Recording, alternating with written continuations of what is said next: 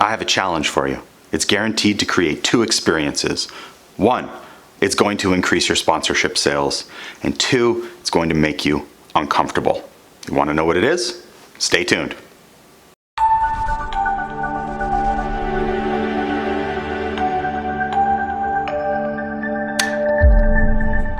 Hi everyone, I'm Chris Bayless, President and CEO of the Sponsorship Collective, and my challenge to you is this. Over your next 10 sales calls, banish the word sponsorship from your vocabulary. Now before you close this video and say, oh, I already do that, I say partnership instead. That's not what I mean.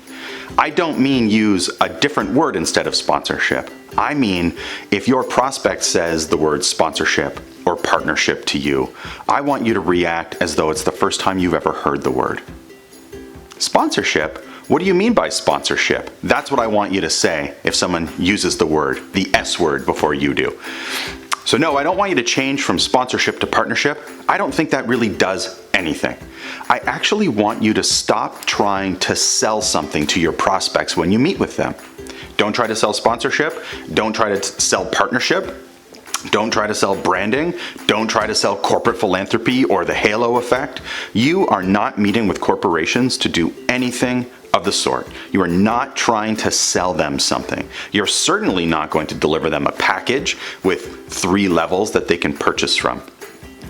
If you couldn't use the word sponsorship, partnership, good cause, corporate philanthropy, can I have some money? If you couldn't say that in a meeting, how would it change what you say to your prospects?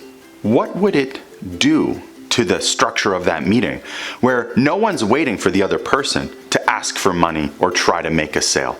So for your next 10 meetings, don't try to sell anything.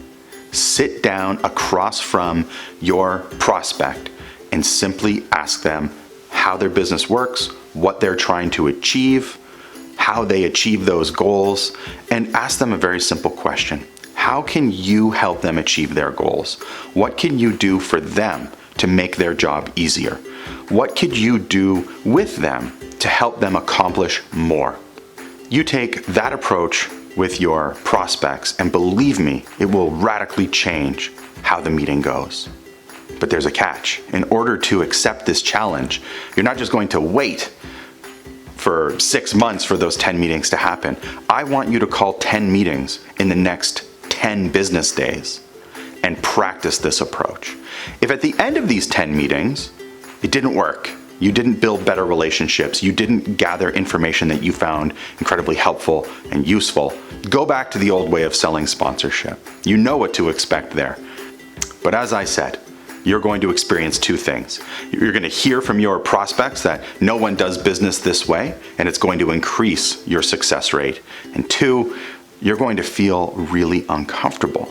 As sponsorship salespeople, we hide behind our sales material. We hide behind the word sponsorship as though everyone knows what it means. We use the word partnership instead to imply that we care about relationships, not just transactional sales. And in fact, all of these things are false. We do this for ourselves so that we feel comfortable in a sales meeting. Get uncomfortable, sit across from your prospects, and simply ask them whether or not you can help them achieve their goals. And remember, the sponsorship proposal doesn't make the sale. You do. Good luck out there.